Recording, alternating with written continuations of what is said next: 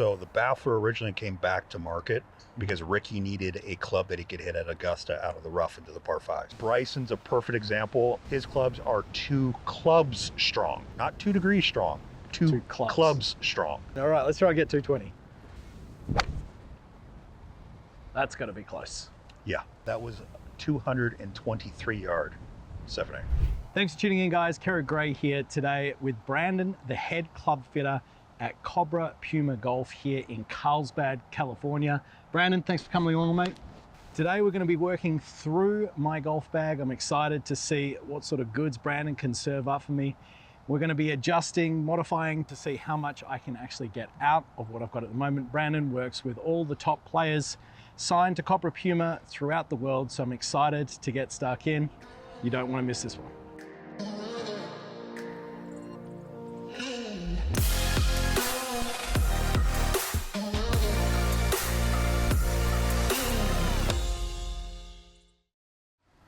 Alrighty, where do we start? Well, I think we'll do irons first in the fitting. After looking at the current iron spec, standard length, KBS, money taper 130X. Yeah. 1.5 flat, I'm guessing they're going to fluctuate between 1 and 2 degrees flat. Yeah. You mentioned the Mrs. Block. Yeah. So irons, usually like my ball flight's a baby draw. Okay. Definitely an iron player more than a driver player. Driver, if anything, will be a miss to the right with a bit of a cut. Okay. But I would probably say maybe 10% of the time, 20% of the time I'll hit that. The rest of it's pretty reasonable. Okay. Pretty reasonable, yeah. So outside of that, set makeup, I tried the 3 iron yes, in this, but a little intimidating. I love this thing way too much. Okay. Yeah. And then we got a Rad Speed 9 degree. Yeah. With the RDX Smoke Blue X. Yeah, I love that. I love that drive. That's standard length as well. Yeah. And 3-wood. This is the part that I used to, in the older model, can't remember what it was, but I had the 5-wood tour version. With the rails? De-lofted. So it was like a 4-wood. Yeah, with the rails. Loved it. Absolutely loved Baffler. it. Yeah. F8 Baffler. Yeah. Loved it. So then this is what I've got at the moment, but based on the courses that I play and the distance that I hit it, I hardly ever actually use. You know the story behind the rails? No. So the Baffler originally came back to market because Rickie needed a club that he could hit at Augusta out of the rough into the par fives. Really? So Butch Harmon went to our head guy, Ben Showman, and had him put weld on the bottom of his fairway wood. We had it approved by the USGA just on with the weld spot. Yep. And then ever since then, we've had rails on our fairway woods. That's a cool story. It was 6 years ago. Yeah, wow. Yeah. Awesome. So being that you are an iron player, you probably benefit greater from the rails than a railless fairway, because it helps maintain dynamic loft through impact. Yeah, okay. Yeah, absolutely. It sounds exactly what I need. Wedge makeup, I've always gone 50, 54, 58. Love the versatility of that grind. Generally pitch everything with a 54.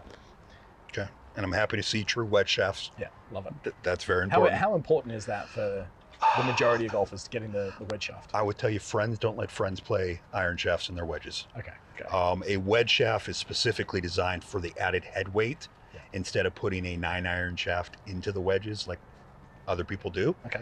Which then, by the time you get to your 58 or your 60, you're almost a flex and a half softer in shaft than you would have in your 9-iron. Yeah, okay. Relative to what we've got there? Yes. What would the difference in like flight and spin and everything else? So you would tend to launch it a little bit on the lower end and produce kind of low, high spin or low spin shots depending on impact location. Okay, so too inconsistent. Yes, so for someone that would like trap the golf ball, it would be low launch, low spin. You'd hit your wedges a mile, but they would not be playable. Someone who flips at the bottom would be low launch, higher spin due to face contact, and it would balloon up and it wouldn't really go anywhere. Okay. Doesn't sound like a good recipe. No. No. So we'll have you hit a bunch of wedges. We have our Tour Raw wedges, which are only available right here. Great. Which is what all the tour players play. We've come to the right place. We'll get you, we'll tweak the MBs a little bit Okay. And we'll check out some ball flight. We'll do irons first. Love it. Okay. All right, let's get into it. Just a quick disclaimer. Being that we are elevated, most of the time we're into the wind. Yeah. I keep it on normalization. Sure. 60-degree Fahrenheit, sea level, no golf course conditions. Okay. Great. So perfect vacuum. I do that because it's tough to say in Southern California today, it flies this far, yeah. and then they fly home, and it's 60 degrees, sea level, and it flies shorter. Yeah. Everywhere in the world it flies shorter, Yeah. with the exception of like Denver and up in the mountains. So we've got grass, which is common to Florida. Yes, it's called Tiff Tuff, which is a hybrid Bermuda, Okay. and it is a very thin, very responsive Okay. turf. Love that. Love that. And the tour players like this. Yes. Okay. Perfect. So let's hit a couple of warm-up shots.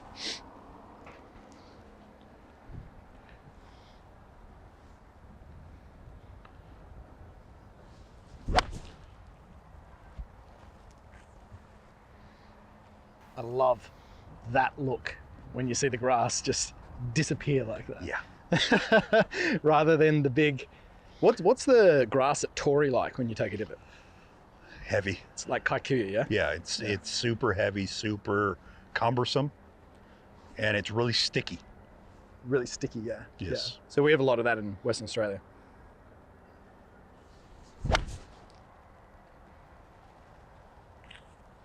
So of all the sets of clubs that I've had, I would say without a doubt, probably at the moment, I love everything in my bag. Maybe just the 3-wood, just because I don't really use it, and I don't know what I should be looking for in regards to the spin. Driver, kind of just play around with it occasionally. And when I'm coaching, I'll just change the head, give it to someone to hit, so I don't even know if it's the right setting. Okay. Or the loft optimize. Irons, like grip-wise, feel-wise, they feel good. But I'd be very intrigued to see how they actually come out relative to what you think.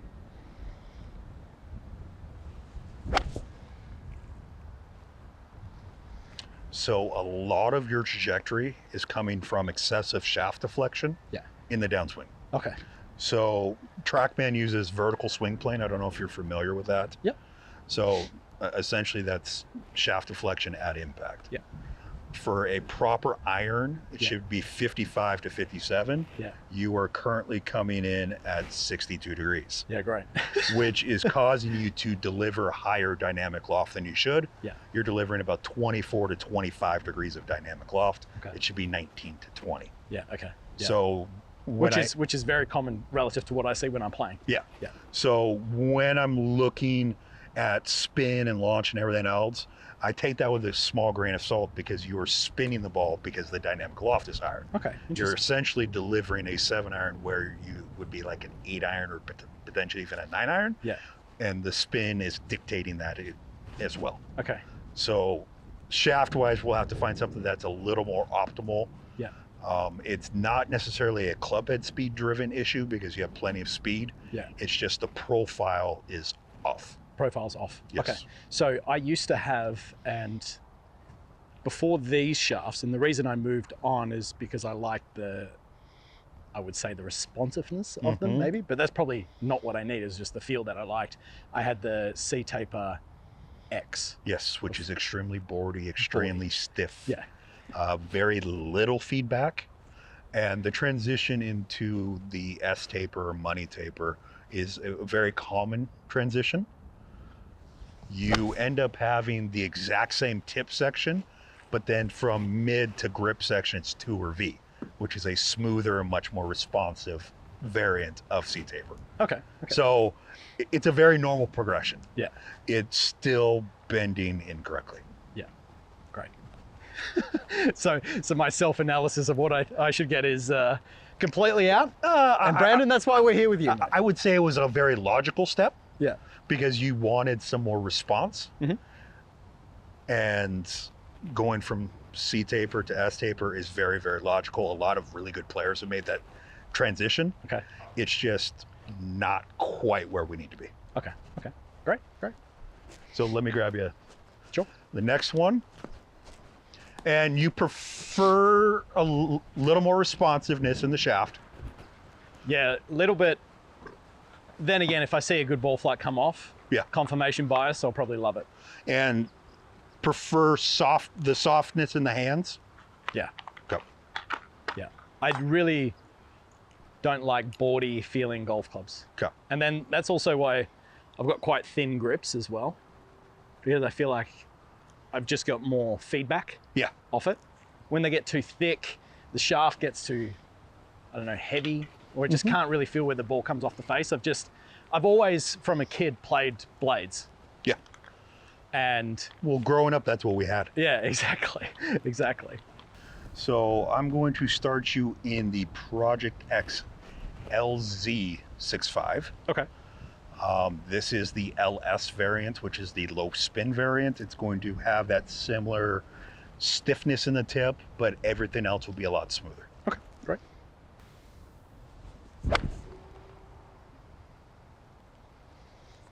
So ball speed jump to 132 Yeah. from 125.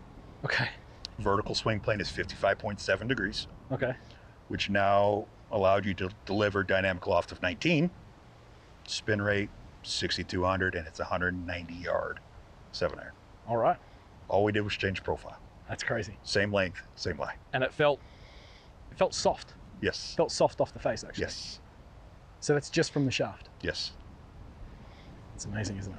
It's amazing. So when people have this argument between each other, like friends talking to friends, or sometimes, let's say, coaches talking to club fitters, and they're saying which is more important, what's your perspective on that? Like the combination of coaching and club fitting, how would you kind of give someone the rundown? I would tell you they're equally important.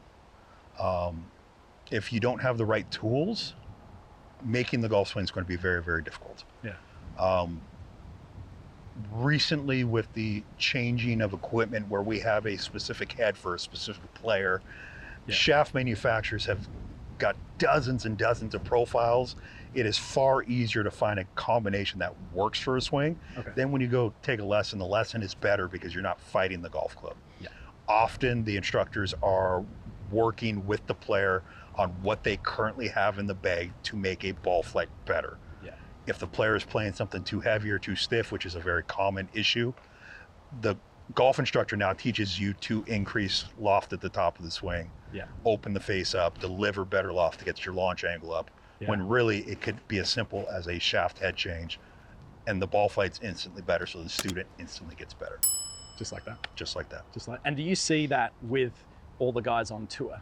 So what's a recent example of a player that you were doing a club fit on, where there was a huge change straight off the bat? Maybe they'd come from a different manufacturer, or they'd been tinkering themselves, didn't really know what they were looking for. So I can't say the player's name. Okay. Big name though? Potentially. We had some LPGA players in town. This is about 4, 5, 6 weeks ago. Okay. And they had been with another manufacturer for their entire career. They had played the exact same equipment since they were 17 years old. Yeah. The same fit, the same spec. They just slam a new head on. Yeah. This player picked up 22 yards by getting a proper profile, a proper head, and a proper shaft. And they had you fit them, of course. Yes. Just a little bit of Yes. pixie dust. And it wasn't so much that they were fit in properly. Length and lie was spot on. Length and lie is as old as fitting is in terms of what people are looking for. Yeah. But it's gone to what is the profile, what is the weight, what is the club and shaft supposed to do together. If I put that shaft in a LTD X head, it's going to perform way differently because the CG and the club head is way different. Yeah. Yeah. Okay. Amazing. Amazing. And I just felt such a difference off that club face then. Let's see a few more. Let's do it. 132 ball speed, vertical swing plane of 56.1. Felt good. Impact location, smack dab center. Dynamic loft of 20 for a 189 yard carry, 7-iron. All right. So they pretty much landed on top of each other. Yes. Let's make it 3 in a row. This is great grass. It's great grass. It's one of those very small things that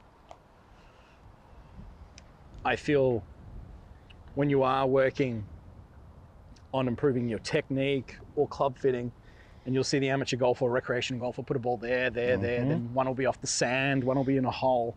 But we can see that we're just creating this nice strip of divots, right? And the guys that are watching this, whenever you watch a tour player at the range, you'll see this Perfectly beautiful, straight long line strip, right? So you're just trying to keep everything as controlled as you possibly can, ensuring you're going through relatively the same process. Now, even though golf is not a controlled game itself when you're out there, and there's a lot of variables at play, when you're working on elements such as club fitting or the swing, it's important to try and maintain some consistency between these shots.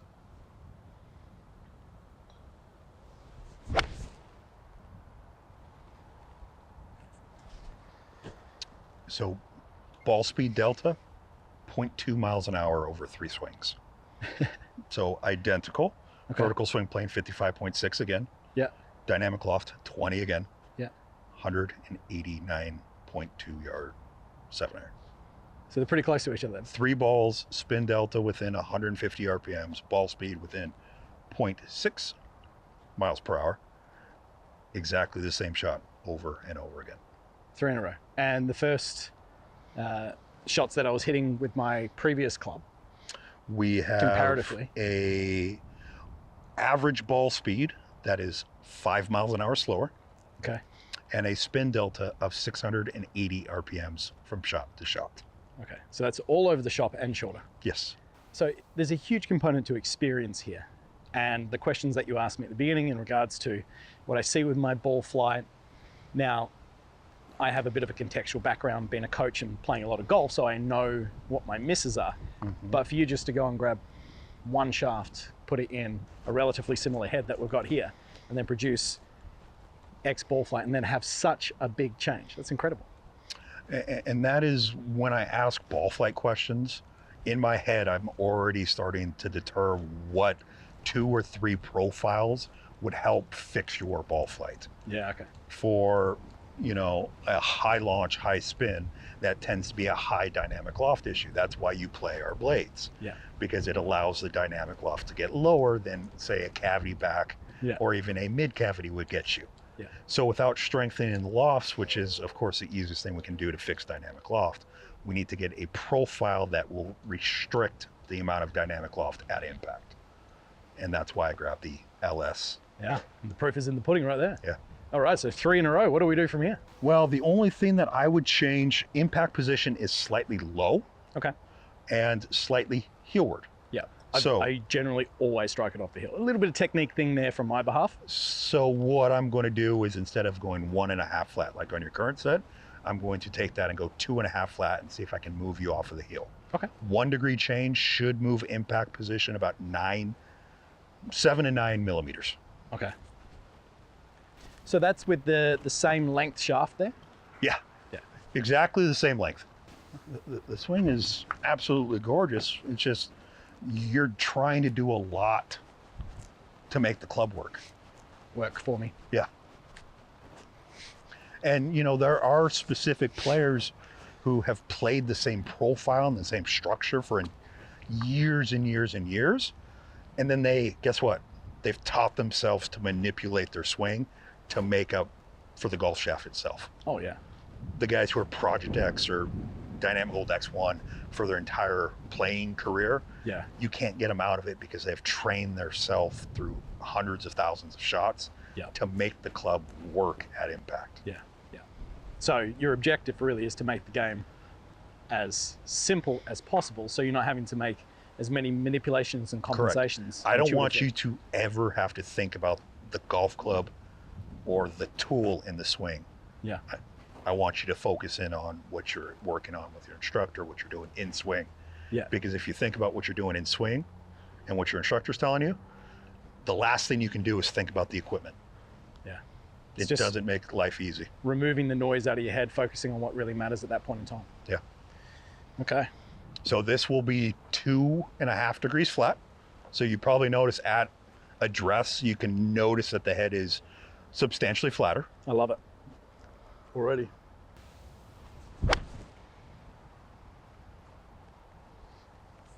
Felt a little bit more, was that even toe? Was it a little bit toe in the toe? No, in the center? 1 millimeter toe, 2 millimeters low. I told you it was off the toe. Club head speed went up. Yeah. Ball speed went up. And we're no longer 1 groove low. Just from that. Just from that. You're a magician. And the spin stayed exactly the same.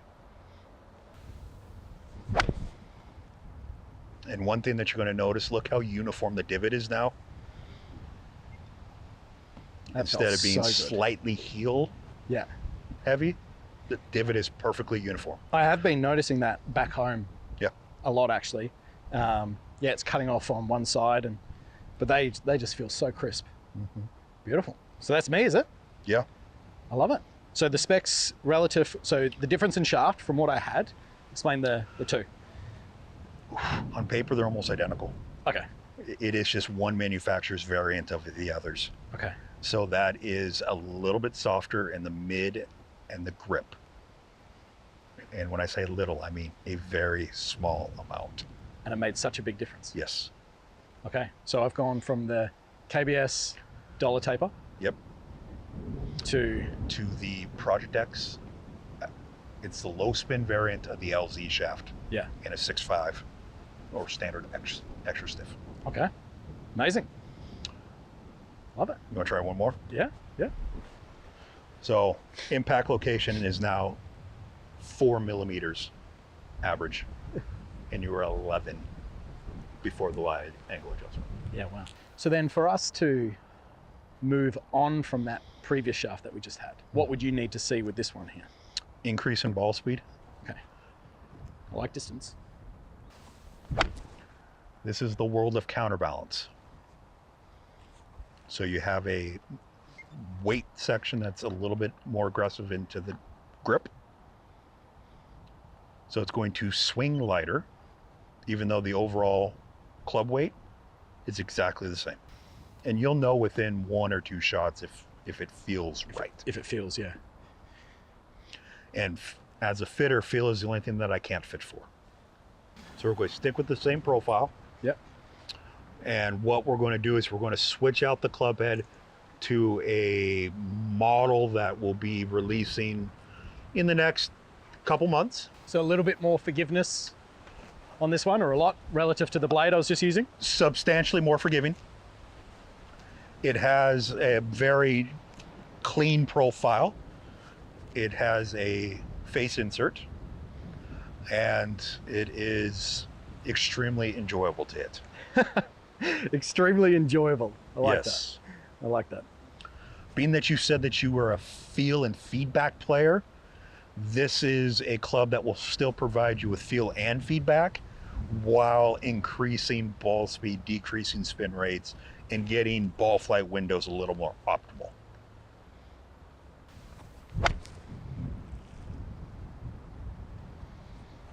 Feels fast off the face. That was 135 ball speed, Okay. so 5 miles an hour faster than the blade. We'll do it. Spin was 450 RPMs less, Okay. and you are now in the 200-yard 7-iron club. 200 was my one life goal. 200 yard 7-iron.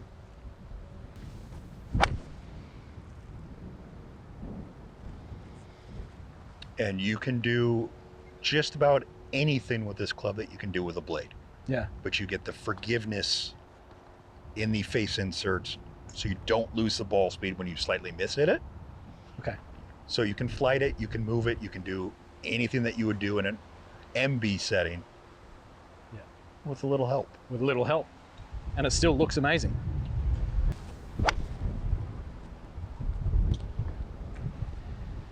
Certainly not spinning as much, is it? But your landing angles are still 47 to 49 degrees Yeah, okay. with a 7-iron. The spin, again, is 450 to 500 RPMs less. What's the sweet spot? It depends on apex and landing angle. Okay. So, for example, the higher you hit the golf ball, the less spin you can play because the landing angles will be steeper. Okay. Someone who flights the ball lower needs more spin to improve some stopping power. Yeah. the average golfer launches it too low and spins it too low for most equipment. So it's all depending on ball flight window and where you're playing your golf. Okay. For you, I would love to see, I mean, right now we're 95 to 100 feet in the air with that model, that unreleased model. The MB, you're right at 105 to 110 feet in the air, which for wetter climates, the higher it goes, the better it's going to perform. But yet we're still in a very playable realm with this golf club because you're at 47 degrees of landing angle. Yeah, okay. 47 versus 50 degrees with a MB. Yeah. So this will be for that golfer that wants to play something that gives them a little bit extra juice, a little extra ball speed, but they don't want to give up that playability of an MB. Maybe they just don't have the time to practice or play like they used to. Sounds like a lot of golfers would love this. Yes. Yeah. All right. Let's see one more of these. And even though this iron has less loft than an MB, you're producing almost the exact same peak height and ball flight window that you are with an MB. Yeah, wow. And it brings me to an interesting point where loft isn't the most important number in the golf club. CG position and club delivery is far more important. Bryson's a perfect example. His lofts finally came out and everybody's like, well, how does he hit the ball so far? I saw that post. Yeah. So, as you know, Bryson's a very high dynamic loft player. Yeah. His clubs are 2 clubs strong, not 2 degrees strong, 2 clubs strong, because he delivers significantly higher dynamic 8 degrees? Depending on iron, it's 6 to 8 degrees. 6 to 8, yeah. Per iron, which also makes it so his driver is 6 to 7 degrees. Yeah. He adds loft through impact. So since his irons CG are so low in his long irons, he hits it a mile in the air anyways. So we have to strengthen the lofts to get his ball flight window down. Yeah. Which is a very similar story that we just saw with this unreleased iron, where you are seeing the exact same peak height, slight spin reduction, and still a playable landing angle between 47 and 50 degrees. Yeah, amazing. So relative to your opinion, which one for me do you feel like is a better fit? It's going to come down to what are you looking for in a golf club. There's going to be golfers who all they want to do is hit it past everybody in their group. Mm-hmm. We have a version of that club for that golfer as well. Or someone that has extremely high dynamic lofted impact, we have a version for them as well. So for you, you're a ball striker. You want to flight the ball, you play all over. The MB will be more versatile because the degree in which you can flight the ball will always be greater in a blade just by design. If you wanted just to hit it a little bit further, something like that would play very well in the bag. If I wanted to be in the 200 club all the time, I'd just use this one. Yeah. But playability wise, and also more importantly, the wedges. Yeah. Because if the ball is going that 12 to 14 yards longer with that head versus your MB, you now have a gap where Huge it's gap. the most important in the bag. Yeah. Which is how far does my pitching wedge fly, and then my next lofted wedge. So even though you picked up all that yardage, we now have to add to the bottom end of the bag to make it a playable set. So it's an added wedge versus added yardage. For you, I would steer you more towards that MB side. Maybe not the 3-iron or the 4-iron, which we'll look at those later. We can do that style of golf club in a 4-iron or a 3-iron. So you gain that upper end yardage that you need, where we might actually take the 3 and 4 utility and 4-iron out of the bag and replace it with one club. Oh, great. So then it's more versatile. Perfect. Awesome.